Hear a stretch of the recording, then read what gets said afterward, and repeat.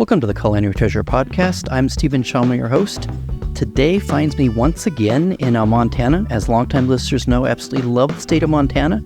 And believe it or not, I'm recording a podcast in Montana, and I'm not in Bozeman. I'm in the little tiny town of Greenough, Montana, and I'm at the Paws Up Resort, Greenough Resort, and those two greens are spelled differently. But my special guest is Chef Krystle Swenson. Hi, thank you for having me. It is a delight to have you here. I love pastry. That's your specialty. It is. Both to chat with bakers, to write about bakers, and just to enjoy the fruits of your labor. That is phenomenal. But stories I ask all my guests on my podcast, where were you born? I was born in Kaneohe, Hawaii, on the east side of Oahu. Oahu's a great island. It is. Very fortunate. Yeah, I like Island of Kauai. I like Oahu, and I like the Big Island. So, Very nice. Probably some of my favorites. Not that there's a bad island, of course. Of course. And where'd you go to high school? Castle High School. And what was the mascot there? The Knights. And then, if I understand the story correctly, shortly after high school, you went into a culinary school program. Correct, yes. But you had a really influential teacher in high school. Tell me about that. Yes, Elise Miura. She ran the food service class in high school. So actually, I was kind of introverted, I would say, in high school. I was in an art class, and next door was the cooking class. And so it would be very quiet and focused, and I would just smell all these amazing smells. I was like, I want to take that next year. And little did I know, I took it, fell in love with it. She was very encouraging and inspiring, and said that I really had a knack for it and that I should pursue it. And had you thought about culinary at that point in your journey? Not in a professional sense. I loved, having our house growing up as being kind of the communal gathering place and having friends over, but I never thought about it that seriously as a career path until then. What a joy. I mean, teachers, they have a warm place in my heart, and they can shape. Yeah, I mean, there's all the stories of bad teachers, and I've had them, but when teachers shape and impact a life, it is just so incredible. Yeah, she was really inspiring, and just to kind of give me that kind of confidence or kind of that, hey, you should really pursue this. And I never would have guessed or thought that could be something that I could really turn into a life, really. Now, friends of mine that have grown up on Hawaii, there seems to be a tradition. I think every family in Hawaii, regardless of their background, can cook amazing food. I suspect that your family, probably as you were growing up, had some pretty amazing meals together. Yes, yeah. I think, high school graduations are really big and popular there. My grandfather on my mother's side would gift all of us, his grandkids, a whole suckling pig for their high school graduation parties. And I think one of the beautiful things about growing up is that, it really is a melting pot, not to be a cliche, but, you're growing up with such rich, diverse cultures, and it almost becomes its own tradition as far as, these cuisines kind of coming together and melting with others, and it kind of becomes its own unique culture in Hawaii, I think. I know we chatted a little bit before we started recording, and I think that maybe if next time I go to Oahu, I almost want to hornswoggle myself to get some of your mom's cooking. Yes. Am I wrong? Is she pretty amazing? What she does? She is. She's very humble, and she would always be shy about it. But I mean, I think she was really taught well from her mom and kind of passed down some of the Filipino traditions, and she'll make sometimes separate batches, and she'll make some that are a little bit, friendlier for the general masses. And she'll always ask for, the approval, but she really is a phenomenal cook. And I think also just because of her genuine hospitality, and she's a really great caregiver. She always welcomes people into the house. And I think also with our family, it was always, when people come over, it's like, have you eaten? And that's the first thing, and see if you're hungry. So. Yeah, I know that anybody, regardless of your background, can become an amazing chef. But I feel like the people that grew up in a family or culture where cooking was celebrated and enjoyed, and I don't care if it was professional or not, whether it was home cooking or not, someone that grows up in the South or the Northwest or wherever, those people I feel like have an edge. Yeah, and I feel like it's so hard for me to think any other way. I can't imagine being a person in the world where you're just eating to survive. I'm like, doesn't everyone love food? Didn't everyone grow up with these memories of just loving, certain dishes and flavor combinations or anything? I think it's so hard for me to imagine not being so passionate about, food that was cooked, from your childhood. It's hard for me to imagine not feeling that way. All right. So high school's over. And what was the name of that special teacher again? Elise Miura.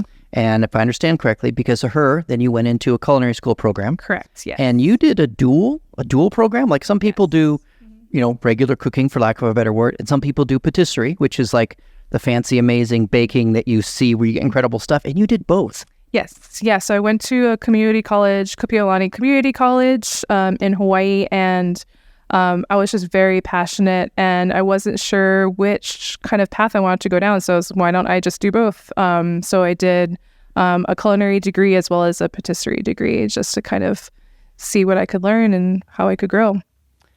However, I think there was little crumbs, not to make a pun. That was not intended. There was little crumbs of your journey because you worked at two special places when you were in culinary school. Correct. Yes. So I worked for a very great pastry chef, Abigail Langless, for a short period of time at Honolulu Coffee Company. At this point, she was doing the pastries there before she opened up her bakery, Cake Works. But she was, Hawaii born, very passionate. She trained in France. Really just gave me an inside look of what a bakery would be like, and especially being so young, coming out of culinary school and, kind of not knowing what path you want to go down. I also worked in a sushi restaurant, as well as another small cupcake and sugar cookie bakery as well. So tried to get a lot of variety at that age just to see what really stuck or what struck my interest. And a sushi place as well. Yes. I've got some fun behind the scenes sushi restaurant stories. We won't tell them now, but okay. And then eventually, believe it or not, probably broke your family's heart. You moved away and you left Hawaii and you went to the Monterey Bay area. Yes, I did. And you probably don't know this, but it's kind of beautiful there. Yeah, yeah, it is. I remember leaving Hawaii thinking, just, I'll give this place maybe 2 years, see how it goes, and then I'll be back. But I moved and immediately fell in love with the Central Coast and amazing produce, the farmers markets. I mean, the Big Sur coastline. It was just so picturesque and a beautiful place to move from Hawaii, believe it or not. No, I believe it. Yes, Hawaii is beautiful, but right. The Central Coast is, it has a different kind of beauty. It is, yeah. Yeah, very appealing. And then there was a pretty cool chef that you worked with there. Yes. So I worked under Ben Spungen, was the pastry chef at the time of Bernardus Lodge. And he was just a very inspiring pastry chef, kind of took me under his wing. And that's where I really felt like I got a lot of my foundation and my chops, if you will. Just working, in fine dining with desserts, and his creativity was just off the charts. And he was just a great person, great mentor, still someone I look up to and keep in touch with today. If I ever have any, advice from him, I would always take it and give him a call if I had any questions. And he kind of just opened your world up. Like you knew a lot. You'd been to school, you'd been working, but then really opened your eye up, your mind up to what could be in patisserie. Is that right? Correct. Yes. From a technical standpoint, but also from a creative. And he always would encourage my personal growth and encouraged me to stage at new restaurants, and never was one to stifle someone's journey. I think he was very encouraging in that. Wow, he kind of sounds like a mentor almost. He is, yeah. What a blessing to have someone like that in your life, particularly not everybody gets that in the cooking world. And that was really, at that point, I think I was searching for that. And so I was just really grateful for that experience, and still am. I think it was a very big shaping experience for my career, for sure. Well, now you make me want to go do a podcast with him. It sounds like a wonderful human. I love great people. So he is great. And, he has his own bakery and restaurant that he's recently opened up in Monterey. So you should definitely check him out. Yeah. Well, Monterey is a place near and dear to my wife's heart, and so maybe we'll have to take her down there, and then we can do a podcast with Ben. Yeah, it's also bakery, so you should definitely check it out. Yeah, I love baked goods. I just do. Okay, and then all chapters. I teach people when I work with people in life change stuff. You enjoy the chapter you're in because all chapters come to an end, and the chapter for you in Monterey came to an end, and you end up going to Chicago of all places. Yes. That's a big. Just from living, that's a big culture shock from Northern California or Central California to Chicago, right? It's a whole different deal. It is, yeah. And I think, Ben was also one to encourage me that, it should feel a little uncomfortable, like your next move, right? And I was still looking for another mentor before, really taking on my first big pastry chef role, and wanted to still spend some time as an assistant and kind of look for new experiences. I visited Chicago, fell in love with the city, and mostly the people. Honestly, some of the nicest people in a city that I think a lot of people know that, but I just wasn't expecting it to be just. I think I experienced a lot of just random acts of kindness, whether it was a taxi driver returned my phone when I lost it, and My car got towed one day, and he was like, "Oh, don't worry about the fare." Like driving, I got stuck in an alley with the snow, and there was random people walking down the street and push you out. Just things like that. And I think it was the weather that also bonded the city together, and then also a really great food scene. So I think there was really big sense of community with a lot of chefs there, and I just really, still people I keep in touch with, but that chef and restaurant industry there is one of the best, I think, as far as just being a community and really about genuine hospitality. Now, I want to get to your culinary journey in Chicago. Before we do that, I grew up in Southern California. Not a lot of snow there. You grew up in Hawaii and Oahu. Not a lot of snow there, right? Right. I ended up spending 3 years in Minnesota. Snow blew my mind. Yeah. What was it like for you to go through your first Chicago winter where the snow is no fooling for real? Right. It was a little, I think a disbelief that it could get that cold and that the city doesn't shut down. So I honestly think it was great for me to experience it in a place that was that bustling still, because everyone's still going to work, right? So I can't be like, this is ridiculous, I'm not going to work, right? So, places are open, people learn how to survive. I think I remember this one day in particular, it was a very windy, blustery, and I was trying to get to the laundromat and all the gates were frozen shut, and I was like trying to kick them open, and I was just like, well, everyone else is still, not still operating, right? So I think it's almost comical to a certain extent about some of the weather, but I think Chicago is also resilient, and like they're not going to let some snow keep them inside. They're still going to go eat great food and go to a bar, So I think living in a city like that really helped me to not be so timid about the snow. All right, and one more before we get to the cool place you worked and really awesome thing that happened to you in Chicago. Is there any known Chicago food that you absolutely love? You got to go for the Italian beef combo, Chicago dogs, a lot of the great classics, but then also there's a lot of great chefs there as well. But I think those are the first things that come to mind that I think about. Fair enough. Okay, so where did you work when you were in Chicago? I worked at a restaurant called Blackbird. And you were their sous pastry chef? Correct. All right. What was it like working at Blackbird? Just amazing. I know I visited Chicago just to kind of get a feel for the city. I staged at a couple different restaurants, and I think it was within the first 10 or 15 minutes of being in that building, I was like, this is where I want to work. The chefs that were there, the cooks that were there, were working in such lockstep and were genuinely taking care of each other. There was just this sense of community and family there that really took me back, especially with the pastry team. Everyone was working hard, but everyone took care of each other, had passion about what they're doing, genuinely enjoyed working next to their their colleagues. And I think there was something that, and I think I've spoken to a lot of other people that have worked there. There's just something about that building, and there was some magic in there for sure. Now that's a pretty acclaimed restaurant. Yeah, that's a no fooling big deal restaurant. What did it feel like when they told you, yeah, we'll hire you? Yeah, so that was it actually didn't happen right away because I had staged there. Because I think at that time they just had a pastry cook position opened. And then some time went by and Chef Dana Cree let me know that they had an opening for a pastry sous chef position. And so I flew out there, I did a tasting, kind of met with some of the team and was lucky enough to get the job. So very grateful. And I think that, again, a huge step. Chef Dana is amazing. She has her own ice cream shop now. I think they just opened up their second location. Pretty cool ice cream. She's amazing, a technician, a scientist, and also just very whimsical and taught me a lot as well. She sounds like a very special person. When you can combine, I don't often hear these words in the same sentence about someone, technical, science, and whimsy. And that to me sounds very compelling. Yes. So she must be pretty awesome. She is, yeah. And I think, her book too, also pretty cool, or Hello, My Name is Ice Cream. She really breaks down the science of ice cream, and it's really great, even if you're, someone that's just making small batch ice cream at home.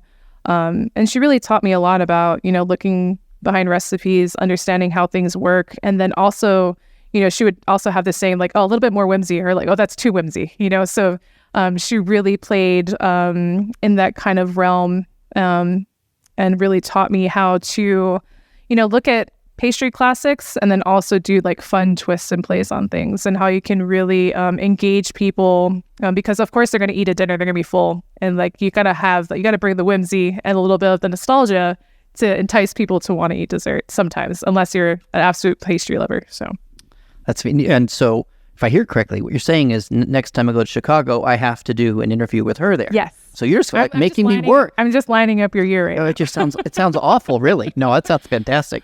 And then something pretty amazing.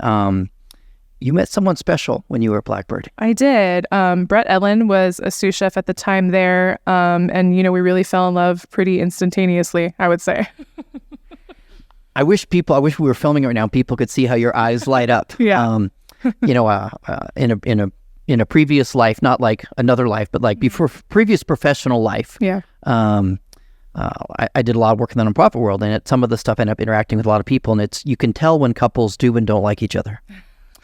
And I just have a gut sense that you guys still to this day really like each other. Yeah. His mom also has this fun saying of like, you can love someone, but you can also like or not like them, His mom is very right. Okay, so you're both chefs at the same restaurant. We are. And but then, and that worked all right. Yeah, and that was kind of the thing too, because, he's savory, I work in pastry, and the way that Blackbird it was a 3-story, so we had like a prep kitchen in the basement. The restaurant was street level, and then pastry production was on the 3rd level. So it was kind of like we definitely had our own paths. So there was even people, I think, when I had moved, they didn't even realize that we were dating because we kept it pretty professional in that regard. Okay, and tell me about your and Brett's first date. Our first date was actually to honey butter fried chicken, and we ate so much I thought we were gonna take a nap on the sidewalk. So when I go to Chicago, I will go to honey butter fried, because I'm very much in favor of fried chicken. Yeah. It is like, I love fried chicken. They're a staple for sure. My wife loves it even more, so I will go there to honor her, really. Everything I do is acts of service, not gluttony when it comes to food. Okay, and so you were in Chicago for about a year, and then you and Brett ended up moving to Raleigh, North Carolina, which is, again, very different culture as far as just where to live from Hawaii or Central California or Chicago. You've got all kinds of different cultures in America. Raleigh's a whole different deal. It is, yeah. And Brett had worked for a great chef in his past called Scott Crawford. And he was going to be opening up his first restaurant. He worked for a lot of great hotels, took 3 properties to Forbes 5-star, and this was going to be his first flagship restaurant, chef owner. And so he had reached out to Brett to see if he would be willing to be his opening chef de cuisine at Crawford & Son. And then I pretty much joined along as pastry chef. That's kind of how we got to Raleigh. And you were there for about 6 years. Yes. Yeah. So it was Crawford & Son. And then we opened up the sister restaurant, which was right next door, called Jolie, named after his daughter, which was kind of like French bistro inspired. And since then, he's opened up another concept, and I think he has 2 more on the way. So very successful for sure. Okay, I'll just add North Carolina to my to-do list. I'll go wherever Krystle sends me. Yeah. You've been blessed to work with a lot of pretty amazing chefs. Yes, and I think that's also something that I always intended to seek out, was working for really great, passionate people. I mean, that's even how I, got to work for Dana Cree, was because there was somebody that wrote this really great profile on her, who had also profiled my chef at the time, Ben Spungen, which is kind of how I connected the dots and was, this sounds amazing. I have to work for this woman. So I really think, just seeking out really great people. I mean, a lot of, great food, but there's something that was always really important to me was like the team, the camaraderie, and like also just, surrounding yourself with people that you admire and want to, work side by side with day in and day out. Yeah. And North Carolina has a pretty amazing culinary scene. Not everybody thinks of North Carolina that way. Some do, some don't, but it really does. It is, yeah. It's really come a long way, I think, as well. Yep. All right. COVID hits. Yes. Changed all of our lives. Yes. And you did a lot of reevaluation. You were evaluated. And if I understand correctly, that led you to, you were, roughly 45 minutes north of Missoula in Montana. And you moved to Montana. Yes. It's kind of like moving to the moon. Yes. And it was, we moved sight unseen too. Are you kidding me? No, seriously. Yeah, sight unseen. I think we'd always kind of joked about like, oh, what if we just moved to the middle of Montana? Like, what would that be like? Right. And so you kind of build up this kind of idealistic romantic version of just, living out in the middle of nowhere, wide open spaces, but still being able to do what you love. And I was like, how would we be able to do that? How do we still be able to, do food that excites us and keeps us passionate, but then also just be in the middle of nowhere. How do we do that? And I think Montana definitely checks all the boxes. Yeah, I've spent a lot of time, as my listeners know, as I mentioned at the beginning of the podcast, in Bozeman. But I just, the little bits I've driven around Montana outside of Bozeman, I don't know, there's something, it moves me. It's just the terrain and the people and driving and I don't know, it's magical or spiritual. I don't know. Yes. I mean, there's just so much natural beauty. And I think it just feels like, a lot of room, I think, to breathe and process and just be. Yeah, I think there's a reason they call it the last best place. Yes, there is. Absolutely. And I think there's just something too that connects also. I think guests come here hoping to, get recharged and having, some sense of clarity and kind of getting away from all the noise. And Montana just, personifies all of that, I think. So you got here spring of 2021. Yeah. And now if I have anything wrong about what I say, you got to correct me. But Paws Up is this cool family resort here. Mm-hmm. And then they decided to open up a resort within the resort. Yes. Greenough with the letter O, different spelling in the town, I say euphemistically, stretching a lot, the little village, I guess, of Greenough. Great. And they started to open up the Greenough resort. And you moved here to help open that resort and do patisserie there, right? Correct. Yes. So the Greenough was going to be kind of the exclusive resort within the resort at Paws Up, where it has 12 luxury accommodations for couples. They all have kind of different themes. So they have a roundhouse, a lighthouse, a tree house, all within the woods and kind of feeling very remote and refined. And it's for couples only. So it's 2 guests for each accommodation and 21 and over. So kind of an adults retreat is what they were really trying to essentially accommodate for some of our guests that are looking for something a little bit more secluded from the rest of the resort and kind of this luxurious kind of hidden kept secret within the woods. So is that your third restaurant you've helped open, third or fourth? I think that would be the third. Mm-hmm. Yeah.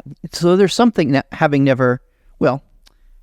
helped people open restaurants, but on the helping them get the word outside, right? Mm-hmm. I've been there opening night and all the things, and there's something terrifying and joyful at the same time about it. It is. Particularly like the 4 years later, the restaurant's still there. Right. Yeah. It is. I mean, it very much. I think it's the same thing about team sports. It's this camaraderie. It's this everyone working toward a common goal. It kind of has all of those same emotions and goals in that regard. Yeah, I think I should get, and you too, I think both of us should get trophies for the restaurants we've helped open that are still around after 4 years or something. I mean, it really is. It's a big feat for sure. Yeah, it's fun. And so I bet you did some amazing pastries that first year there. Yeah, it was a lot of fun, especially with the concept. I thought that was really interesting and honestly, just a really cool space as far as the way that the dining room is. The social house is kind of the main central hub of the resort. And I think what was the biggest difference with the Greenough in regard to any other places that I've worked at was the open kitchen.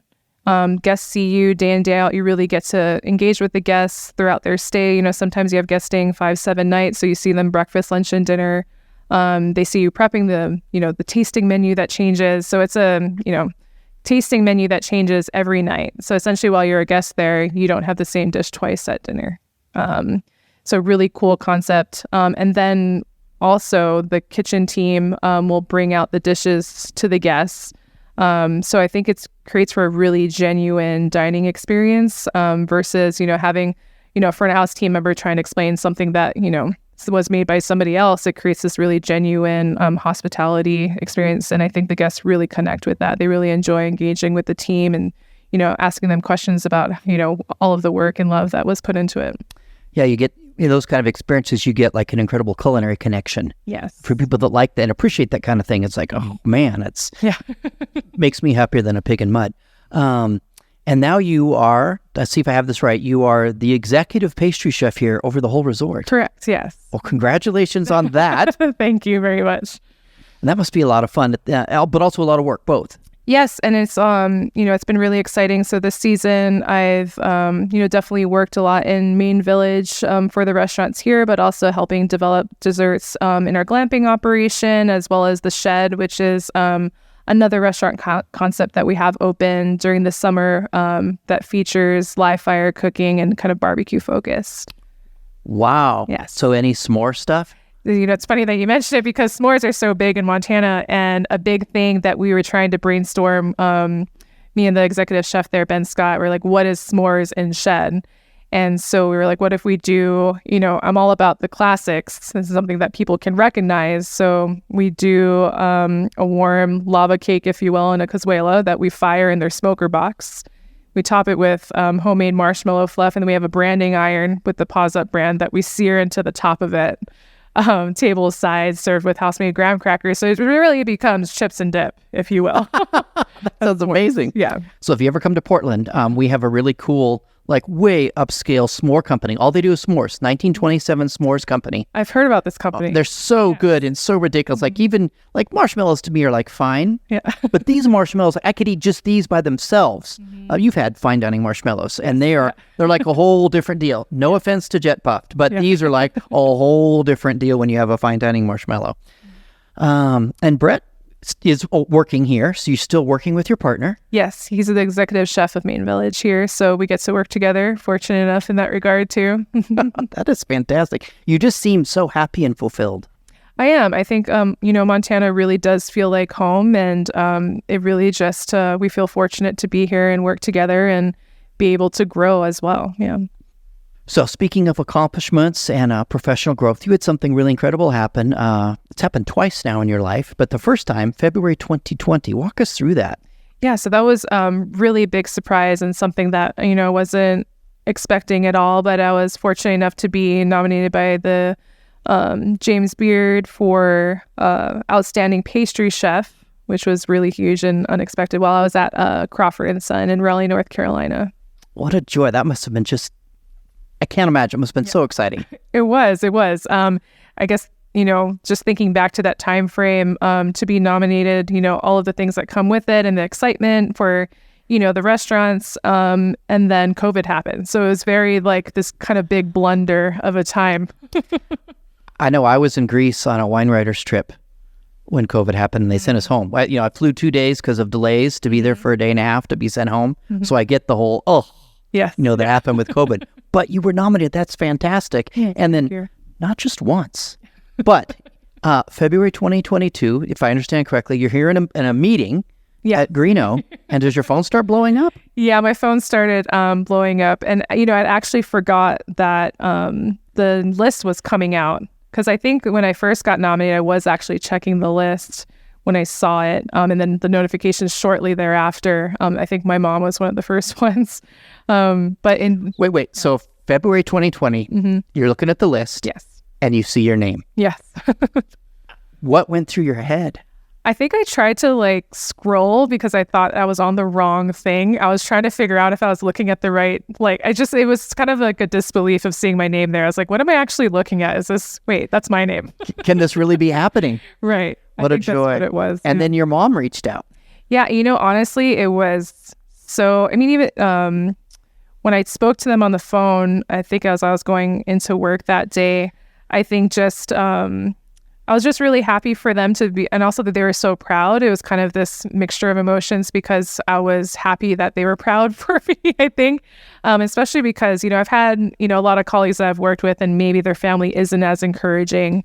But my parents have always encouraged, both me and my brother to just follow our heart. And they've never once deterred me in any, life choice. I mean, definitely, to make some smarter decisions and whatnot, but never in a discouraging sense of, just with passion and making sure that we're happy. They've always been extremely supportive throughout all of my moves.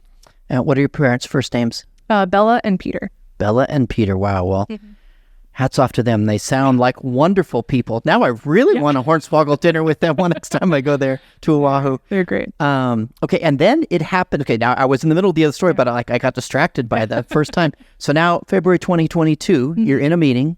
Yeah. Your phone starts blowing up. Yes. I was in a manager meeting here in Montana. And then, I started getting some alerts, glanced down at it. And, just some of them were just one-liners. I can't remember some of them off the top of my head where it was kind of I don't know what that's about. I haven't heard from that person in a while. And then I looked down and then I saw, the words congrats on the beer nomination. And then I was like, wait, what? And I wasn't thinking that, it's that time of year when the list would come out. And then also, we had only been open for a short period of time at the Greenough, so we weren't thinking, we were going to get, if we were going to make the cutoff, essentially, of when they start looking at, the potential nominees for that next year. So it was just a genuine surprise, really. Okay, so I have professional advice for you. Yeah. Next time you get nominated in your meeting, just tell everybody. Yeah. They will be so happy for you. I guarantee it, right? Yeah, it was kind of like toward the end of the meeting. And I think me and Brett had come into the meeting room at different times. So I was just trying to look for Brett so I could lock eyes with him. And I think it was probably within the last 10 minutes. But then as soon as other people started to get out of the meeting, then, we kind of formed a little circle and there was lots of hugs and celebration to be had. So a very happy time. And I suspect that Brett is pleased as punch with your nominations. He is my biggest supporter. And I think, we really complement each other. And he encourages me to be better every day. Well, that's a gift. Cherish that. There's speaking from firsthand experience, there's nothing having a partner that supports you and cheers you on. Mm-hmm. And speaking of firsthand experience, there's nothing worse than having a partner that doesn't. I've done both sides of the coin. So it is just something to cherish.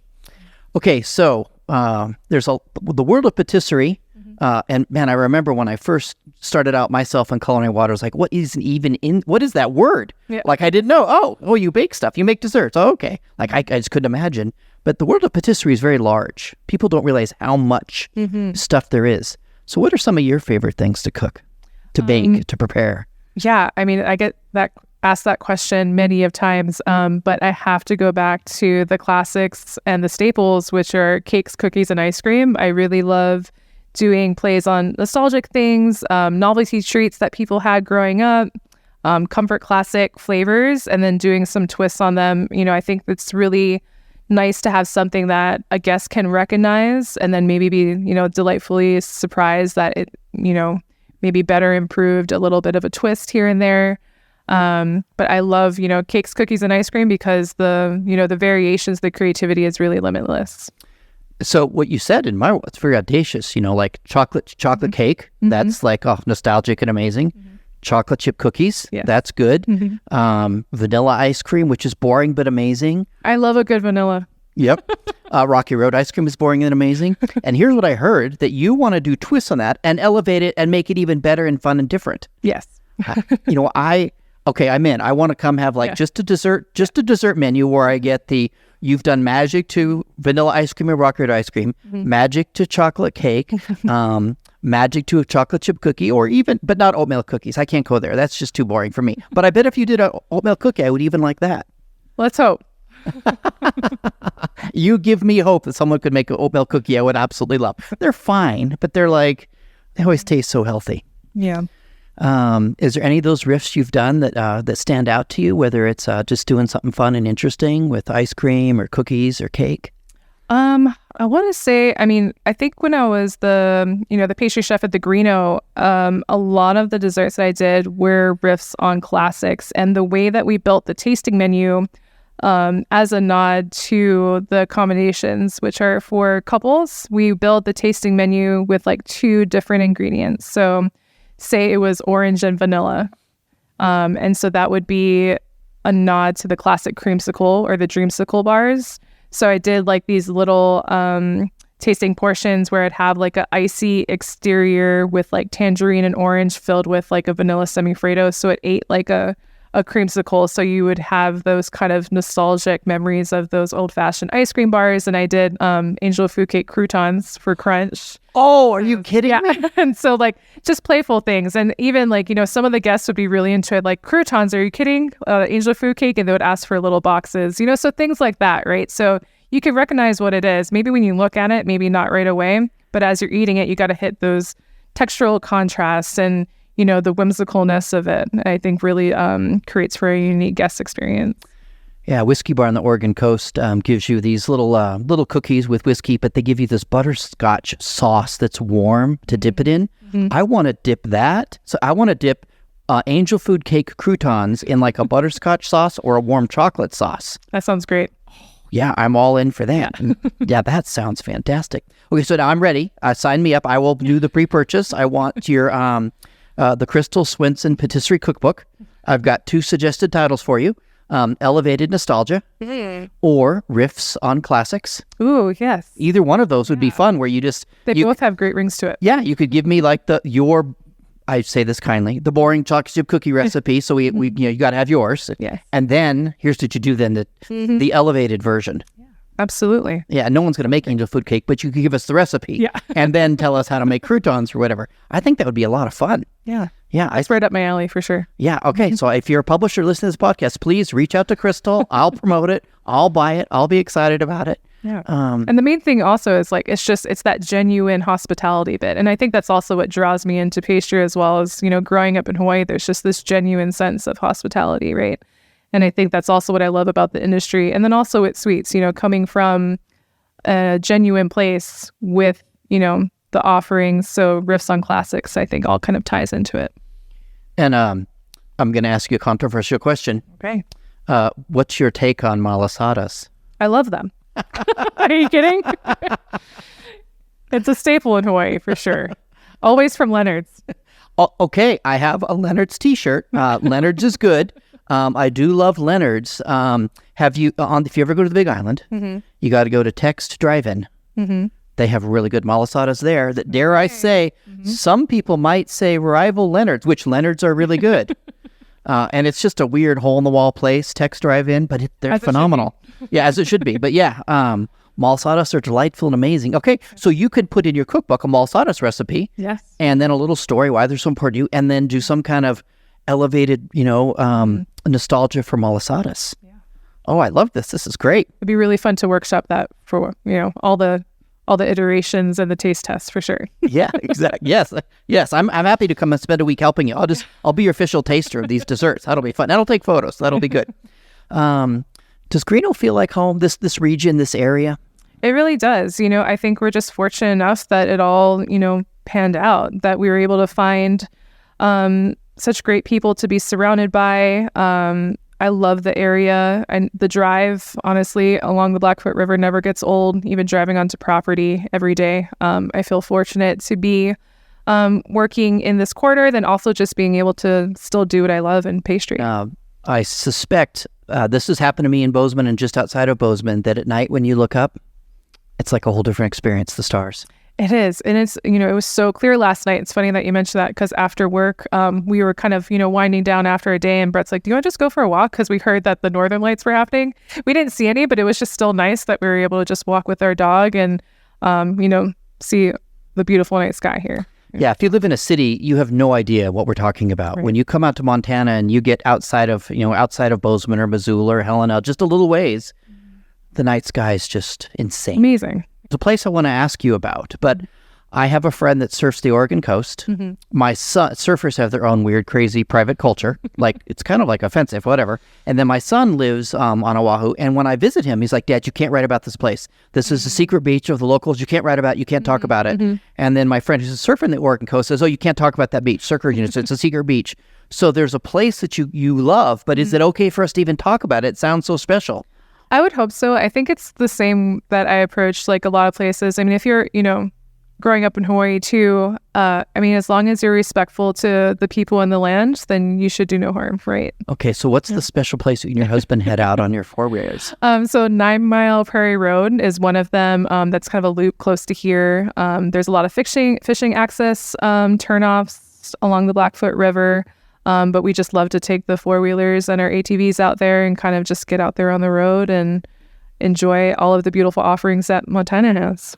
That sounds fantastic. Well, Krystle, it's been a delight to have you on the podcast. I sure hope I get to meet Brett when I'm here. I think he's going to be absolutely delightful as you are. I wish you all the best on your journey. Thank you so much for coming on the podcast. Thank you for having me. It's been a blast. Thanks. All right. Cheers.